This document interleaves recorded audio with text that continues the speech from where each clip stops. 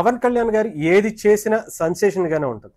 ఆయనకి ఎక్కడ కులాలు, మతాలు, ప్రాంతాలు అనేవి ఆయనకి ఎక్కడ అడ్డుగా ఉండవు.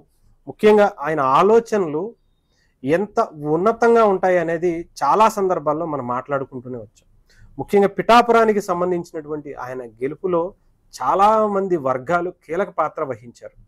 వాళ్ళందరికీ కూడా గతంలో ఎన్నడూ లేనంత విధంగా పిఠాపురం మార్కెట్ యార్డ్ చైర్మన్ని కూడా ఒక ఎస్సీ మహిళకి ఇచ్చి వాళ్ళ గౌరవాన్ని ఇంకా మరింత పెంచే విధంగా పవన్ కళ్యాణ్ గారు దాంట్లో నిర్ణయం తీసుకున్నారంటే ఒకసారి ఆయన ఉన్నతమైనటువంటి ఆలోచనలు ఎంత బలంగా ఉంటాయి అనేది ఆలోచించాలి.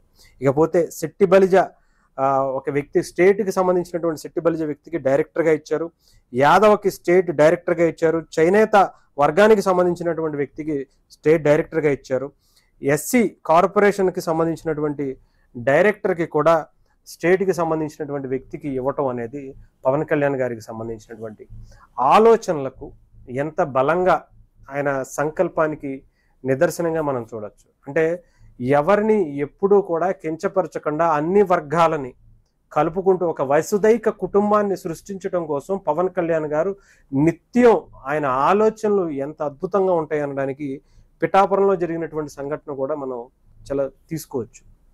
ఎందుకంటే వాళ్ళు అందరూ కూడా ఒక అద్భుతమైనటువంటి విజయాన్ని అందిస్తేనే ఈరోజు ఎన్డీఏ కూటమి కానీ పవన్ కళ్యాణ్ గారు కానీ జనసేన పార్టీ కానీ గెలిచింది అనడంలో ఎటువంటి సందేహం లేదు. అలాంటిది అందరినీ గతంలో పవన్ కళ్యాణ్ గారు చెప్పినట్టుగా ఒకరు పెద్దన్న పాత్ర పోషించాలి అంటే మిగతా వాళ్ళని కూడా అదే తరహాలో పైకి తీసుకురావాలి అని, అట్టడుగునున్నటువంటి అణగారిన వర్గాలను కూడా బయటికి తీసుకువస్తేనే అన్ని వర్గాలకు న్యాయం జరుగుతుంది అని నమ్మేటువంటి జనసేన సిద్ధాంతాలే దీనికి ఒక బలంగా మనం చూడొచ్చు.